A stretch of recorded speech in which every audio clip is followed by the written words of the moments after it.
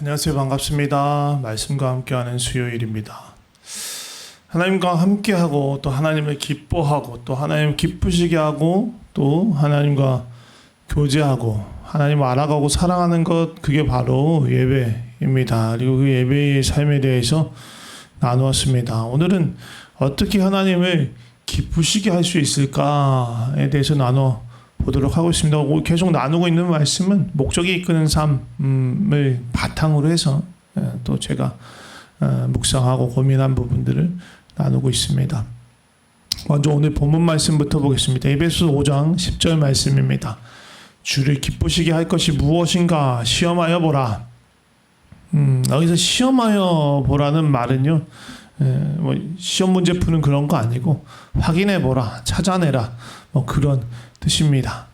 그러면 언제 하나님께서 기뻐하실까? 가장 첫 번째로 생각할 수 있는 건요, 우리가 하나님을 사랑할 때 하나님께서 기뻐하신다는 거예요. 너무너무 당연한 이야기죠.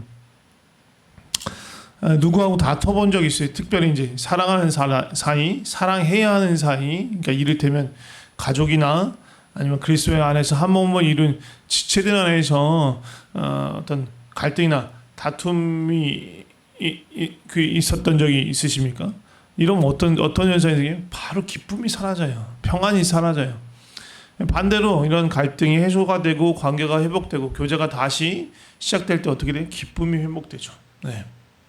그러니까 하나님과 사랑한다라는 것을 사랑할 때 기뻐하신다, 이렇게 설명하고 싶어요. 조금 이렇게 약간 작은 규모로 얘기하자면 하나님을 사랑하지 않을 때, 그러니까 사랑하지 않을 때가 뭐예요?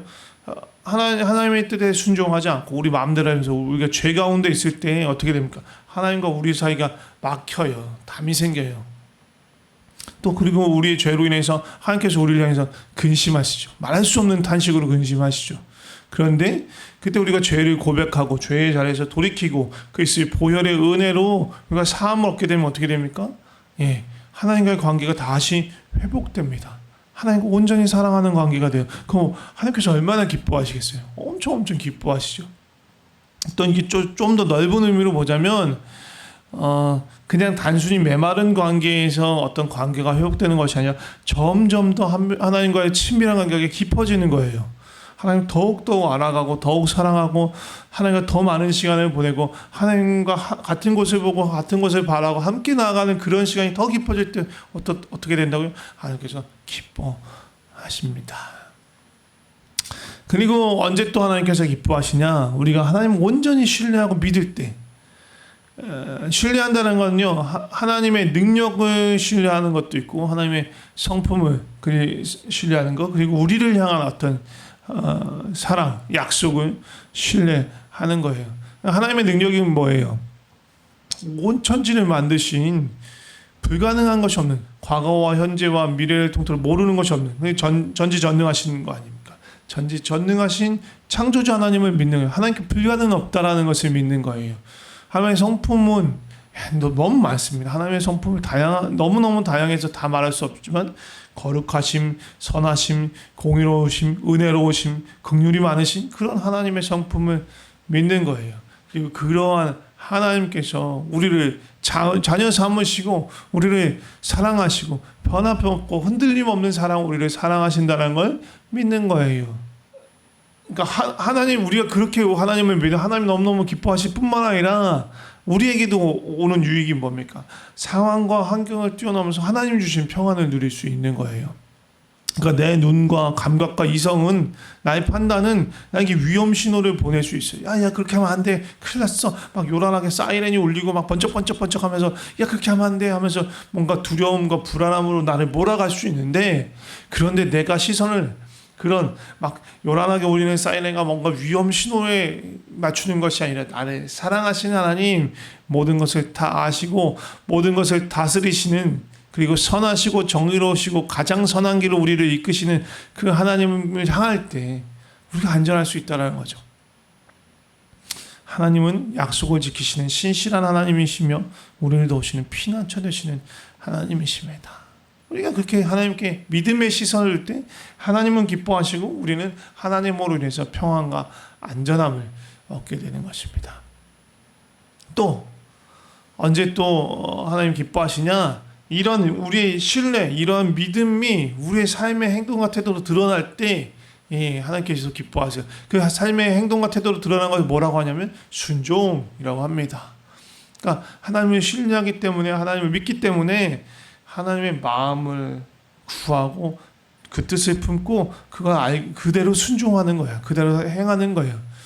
이 순종에는 세 가지 아주 중요한 원칙이 있는데, 즉시, 온전히, 기쁘게의 원칙입니다. 즉시라는 건 뭐냐? 하나님께서 그것을 행하라고 하실 때 주저하지 않고 미루지 말고 순종하는 거예요. 그러니까 물론 하나님이 지금 하라고 할 때가 있고, 잠깐 기다려, 지금 아니야, 조금 때를 기다려, 그리고 바로 지금이야 라고 말씀하실 때가 바로 순종해야 되는 때예요. 지금 아니야, 멈추고 있어, 기다리고 있어 라고 할 때 순종하는 건 아니에요. 하나님 하지 말고 기다리고 있으면 멈추어 기다리는 것이 순종이죠. 자, 온전히라고 하는 건 뭐냐면 말씀만 그대로 순종하는 거예요.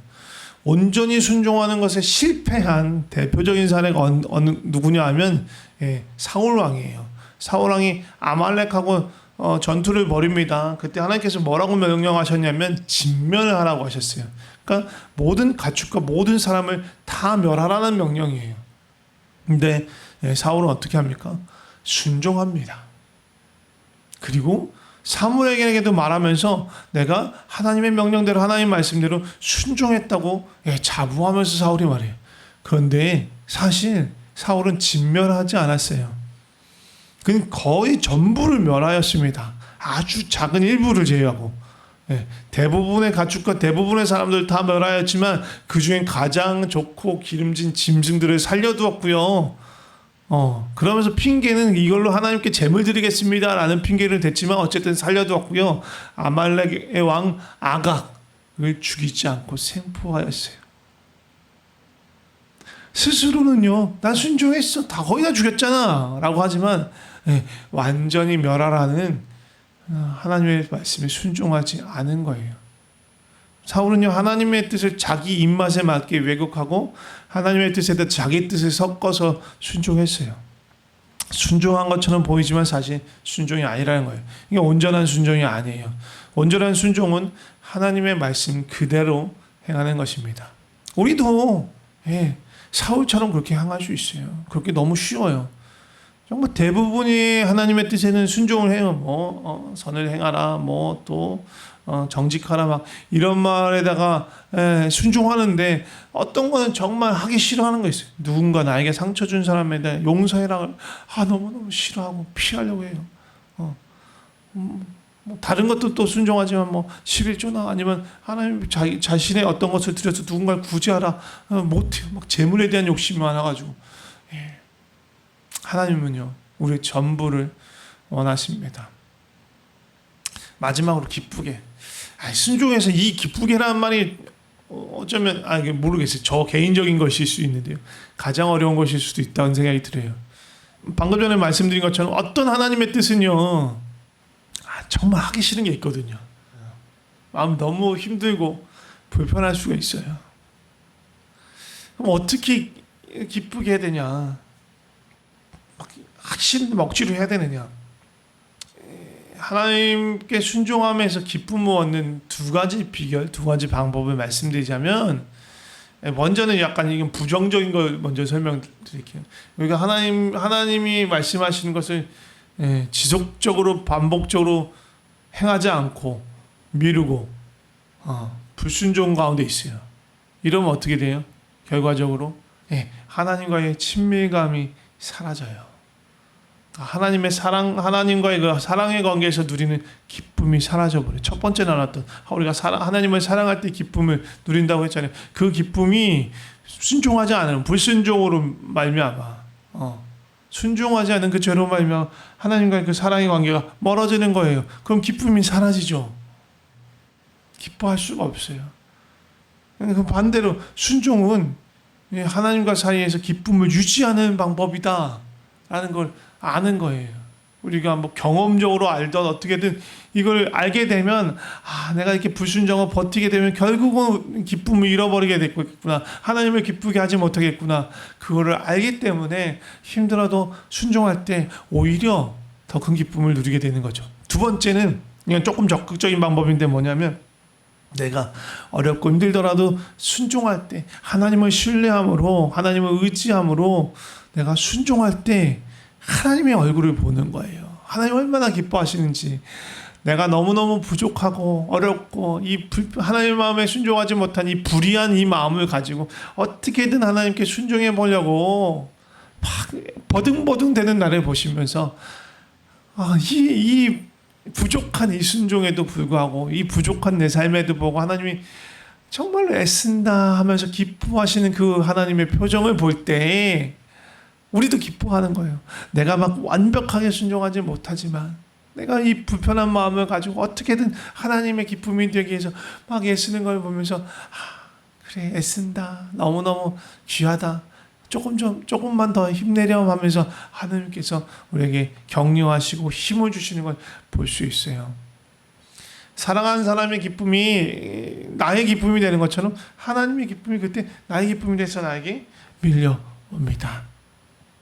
또 언제 하나님을 기쁘시게 할 수 있냐면 하나님께 감사와 찬양을 드릴 때 기뻐하십니다. 시편 69편 30절에서 31절 보면 이런 말씀이 있습니다. 내가 노래로 하나님의 이름을 찬송하며 감사함으로 하나님을 위대하시다 하리니 이것이 소 곧 뿔과 굽이 있는 황소를 드림보다 여호와를 더욱 기쁘시게 함이 될 것이라. 뭐라고 말해요? 하나님의 이름을 찬송하고 감사할 때 어떤 제물을 드리는 것보다 하나님을 더욱 기쁘시게 함이 됐다라고 말합니다. 그러니까 하나님이 내게 행하신 것, 내게 행한 것뿐만 아니라 열방에게 모든 사람들에게 행하신 그 일들을 바라보면서 감사하는 것, 지금 하나님의 능력과 존재와 성품에 대해서 찬양하고 경배하는 것, 이것을 하나님께서 너무너무 기뻐하신다는 거예요. 감사와 찬양은요, 1차적으로는 그 감사와 찬양의 대상이 되신 하나님을 향한 거지만 이것을 우리가 공개적으로 할 수 있어요. 무사람들이 보는 앞에서 하나님을 높이고 하나님을 자랑하고 하나님을 인정하는 것, 그럴 때 그것을 하나님을 드러내는 거예요. 하나님을 나타내고 그 복과 은혜를 증거하는 것이 될 수 있습니다. 마지막입니다. 사실 이 마지막 5번째, 이제 이게 목적이 이끄는 삶에서 책에서 나온 이 5번째는요, 뭐라고 되어 있냐면 우리에게 주신 재능과 은사를 사용할 때 기뻐하신다라고 말하고 있어요. 근데 저는 이것을 그대로 말하는 게 너무너무 어려웠어요. 고민이 됐어요. 동의하기 어려운 부분이 좀 있었거든요. 이전에 사역하던 교회에 장애인 사역 부서가 있었어요. 발달장애, 지체장애, 지적장애를 갖고 있는 아이들, 청소년들과 돕는 그런 부서였고요. 그래서 가끔 가다가 저는 그 부서에 속하지는 않았지만 가끔 가다 사역과 연결돼서 같이 사역할 그런 기회가 있었어요. 어떨 때는 같이 지내는 게 되게 버거울 때가 있어요. 말이 잘 통하지 않고 막 때로는 우리가 생각하지 못했던 어떤 반응들을 하고 막 그럴 때가 있거든요. 그러면서 그 사역을 전문적으로 하시는 사실은 이제 그쪽으로 박사학위 사실 교수님이세요. 그 집사님하고 이야기 나눌 기회가 있었는데 우리에게 되려 질문하셨어요. 이 아이들이 어떻게 해야 하나님의 영광이 되는 삶을 살 수 있을까요? 어떻게 해야 이 아이들의 어떤 모습으로 하나님이 기뻐하실 수 있을까요? 그게 뭔가 재능이나 성공이나 영광이 되는 건 아니지 않을까요? 라고 이렇게 되물으셨어요.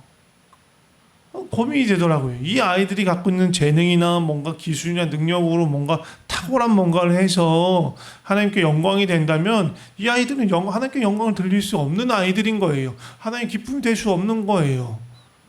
그러니까 재능과 은사를 그렇게 어떤 탁월한 뭔가에만 포커스를 맞추면 이 아이들에겐 가망이 없죠. 그럼 이 아이들은 실패자인가요? 하나님? 그렇지 않을 거 아니에요. 하나님에겐 실수가 없어요. 실패가 없어요. 분명히 물론 이 아이들의 도움으로 인해서 이 아이들 악에 뭔가 행하는 그런 것들로 인해서 하나님 기쁨을 받을 수 있지만 이 아이들 자체로 이 아이들이 행하는 일로 하나님의 기쁨을 받으시고 그것을 충분히 영광을 받으셔야 하는 거 아닌가 생각이 들잖아요. 안 그렇습니까? 하나님 실수하지 않으니까. 그러면서 재능과 능력, 은사에 대해서 좀 더 넓게 이해해야 된다는 생각이 들었어요. 그러니까 뭔가 특별히 뛰어난 어떤 지적인 능력, 신체적인 능력, 감성적이거나 예술적인 능력으로만 하나님께서 영광 받으시고 기뻐하시는 것이 아니라 하나님 주신 모든 능력, 여기에 무슨 능력이 들어가냐면 웃는 능력, 웃음을 줄 수 있는 능력, 먹을 수 있는 능력, 말할 수 있는 능력, 숨 쉴 수 있는 능력, 그 모든 것이 다 하나님이 주신 능력이라는 거예요. 나에게 주신 것이 무엇이든 아주 보잘것없는 능력처럼 보이더라도 그것을 내가 기쁨으로 하나님께 감사함으로 그 능력을 사용한다면 그것만으로도 하나님을 기쁘시게 하기에 충분하다는 거예요.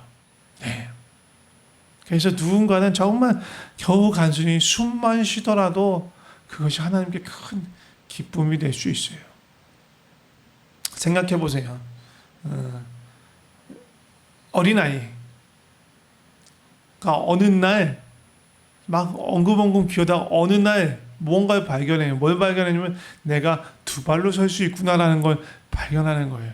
그래서 계속 그걸 발견하면 어떻게 해요? 아이들은 어떻게든 계속 서려고 해요. 뭔가 잡고 서기도 하고 또 어느 순간 잡지 않고 내가 두 발로 설 수 있네 하면서 그냥 서 있으려고 해요. 네, 너무너무 부모님들은 기쁘죠. 그리고 이런 걸 붙잡지 않고 내가 두 발로 걸어갈 수 있구나라는 걸 발견하면서 이 아이는 어떻게 해요? 몇 번이고 엉덩방아를 찍어도 계속 걸어가려고 해요. 부모님을 그걸 보죠. 엉덩방아를 찍는 모습도 보면서 막 어떻게든 일어나서 다시 걸으려는 모습 보죠. 부모님 어때요? 너무너무 큰 기쁨이 됩니다. 얘가 뭐 뛰거나 막 아주 그냥 넘어지지 않고 잘 걷지 않더라도 기쁨이 돼요. 그냥 그 모든 것들을 스스로 안에 있는 하나님 주신 것들을 발견하고 그것들을 사용하고 그것들을 연습하고 그것들을 하나님께 감사하면서 행하는 그 모든 순간이 기쁨이 되는 거예요.